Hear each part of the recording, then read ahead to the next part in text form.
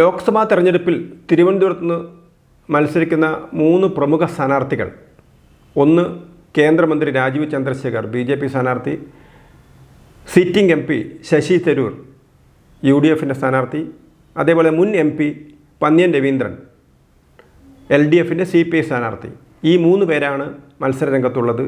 ഈ 3 പേരും ഒരുമിച്ച് പങ്കെടുത്തൊരു പരിപാടി ഈ അടുത്ത് തിരുവനന്തപുരത്ത് നടന്നിരുന്നു. മാർച്ച് 28-ന് പാളയത്ത് തിരുവനന്തപുരം പ്രസ് ക്ലബിൻ്റെ ആഭിമുഖ്യത്തിൽ കേരളത്തിലെ പത്രപ്രവർത്തന രംഗത്തെ കുലപതിയായ സ്വദേശാഭിമാനി രാമകൃഷ്ണപിള്ള, ആ സ്വദേശാഭിമാനി രാമകൃഷ്ണപിള്ളയുടെ 108ാം ചരമവാർഷിക ദിനം, ആ ചരമവാർഷിക ദിന പരിപാടി പാളയത്ത് സ്വദേശാഭിമാനി സ്ക്വയറിൽ സ്വദേശാഭിമാനി പ്രതിമയ്ക്ക് മുന്നിൽ പുഷ്പാർച്ചന നടത്തുന്ന ഒരു പരിപാടി പ്രസ് ക്ലബ് സംഘടിപ്പിച്ചിരുന്നു.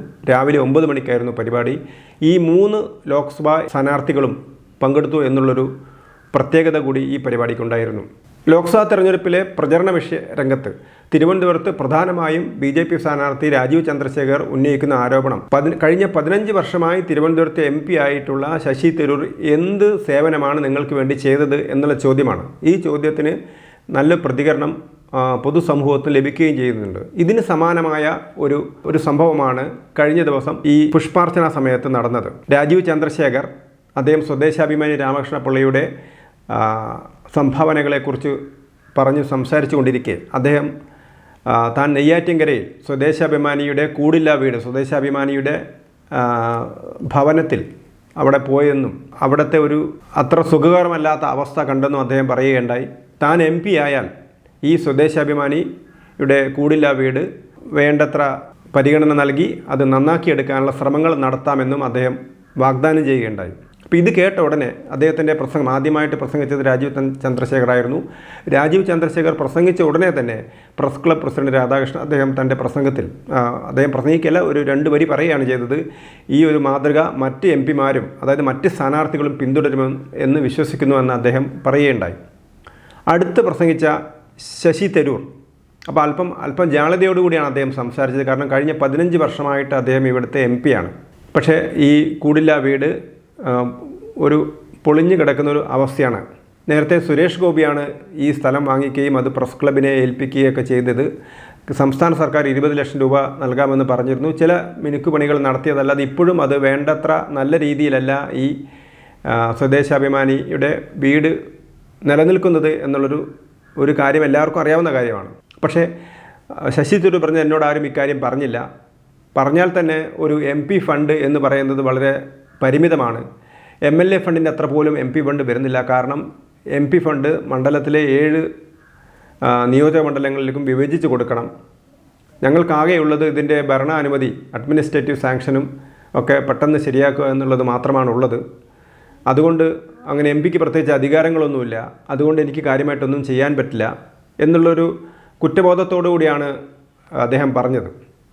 മൂന്നാമത് പ്രസംഗിച്ച പന്ന്യൻ രവീന്ദ്രനാകട്ടെ ശശി തരൂരിൻ്റെ വാദങ്ങളെ ഖണ്ഡിക്കുകയായിരുന്നു ചെയ്തത്. നേരത്തെ ഇവിടെ ഒരു രാഷ്ട്രീയ ചർച്ചയൊന്നും ഒരിക്കലും നടന്നിട്ടില്ല.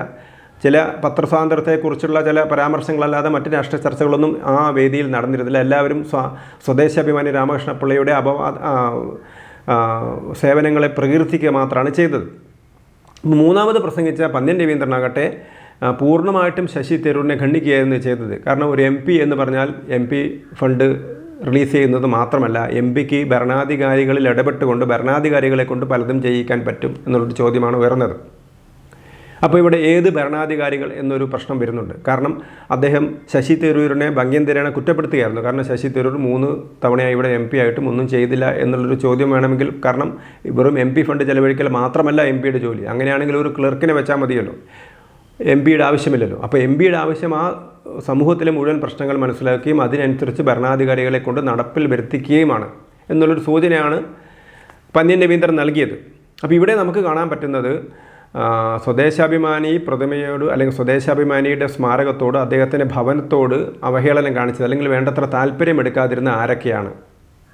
അതിൽ ശശി തരൂർ ഉത്തരവാദിയാണ്, പന്ന്യൻ രവീന്ദ്രൻ ഉത്തരവാദിയാണ്, കേരളം ഭരിച്ചിരുന്ന ഇടതു മുന്നണിയും ഉത്തരവാദിയാണ്, വലതു മുന്നണി ഉത്തരവാദിയാണ്, UDFും ഉത്തരവാദിയാണ്, LDFും ഉത്തരവാദിയാണ്. അപ്പം ഇത് രാജീവ് ചന്ദ്രശേഖരനെ സംബന്ധിച്ചിടത്തോളം അദ്ദേഹം ചോദിച്ച ചോദ്യത്തിനുള്ളൊരു പ്രസക്തമായ ഉത്തരമാണ്. കാരണം ഇവിടുത്തെ MP എന്ത് ചെയ്തു? പിന്നെ രണ്ടാമത് BJP ഉന്നയിക്കുന്ന ഒരു വിഷയം നിങ്ങൾക്കൊരു MP-യെ വേണോ ഒരു മന്ത്രിയെ വേണോ എന്നുള്ളതാണ്.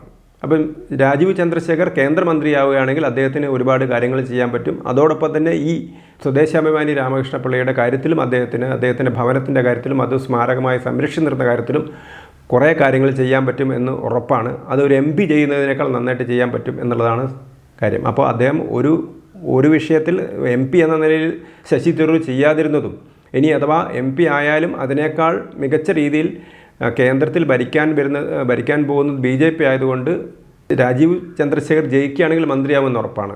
അപ്പം മന്ത്രിക്കാണ് കൂടുതൽ കാര്യങ്ങൾ ചെയ്യാൻ പറ്റുക എന്നുള്ളൊരു തൻ്റെ വാദമുഖം വളരെ നന്നായിട്ട് ആരെയും വിമർശിക്കാതെ തന്നെ അദ്ദേഹത്തിന് അത് അവതരിപ്പിക്കാൻ കഴിഞ്ഞു. അദ്ദേഹം ആരെയും വിമർശിച്ചിരുന്നില്ല. അദ്ദേഹം പറഞ്ഞിരുന്നത് ആകെ ഞാൻ MP ആയാൽ രാമകൃഷ്ണപിള്ളയുടെ ഭവനം സംരക്ഷിക്കാനും അതിന് വേണ്ട രീതിയിലുള്ള വികസന പ്രവർത്തനങ്ങൾ ഏർപ്പെടുത്താനും താൻ തയ്യാറാവും, അതിന് ഞാൻ മുൻകൈ എടുക്കുമെന്നാണ് അദ്ദേഹം പറഞ്ഞത്. അദ്ദേഹം MP ഫണ്ടിനെക്കുറിച്ചും പറഞ്ഞില്ല, ഒന്നും പറഞ്ഞില്ല. ഞാൻ MP ആയാൽ അങ്ങനെ ചെയ്യുമെന്നാണ് അദ്ദേഹം പറഞ്ഞത്. അത് വളരെ ഫലവത്താവുകയും ചെയ്തു. അതൊരു രാഷ്ട്രീയ ചർച്ചയ്ക്ക്, അവിടെ ഒരു രാഷ്ട്രീയ ചർച്ച നടന്നില്ലെങ്കിലും ഒരു രാഷ്ട്രീയമായ വാഗ്വാദത്തിലേക്ക് അത് വഴിതെളിക്കുകയും ചെയ്തു എന്നുള്ളതാണ് ഒരു വസ്തുത. കൂടുതൽ വാർത്തകളും വീഡിയോകളും ലഭ്യമാക്കാൻ മലയാളി ന്യൂസ് ലൈവ്.com സബ്സ്ക്രൈബ് ചെയ്യുക.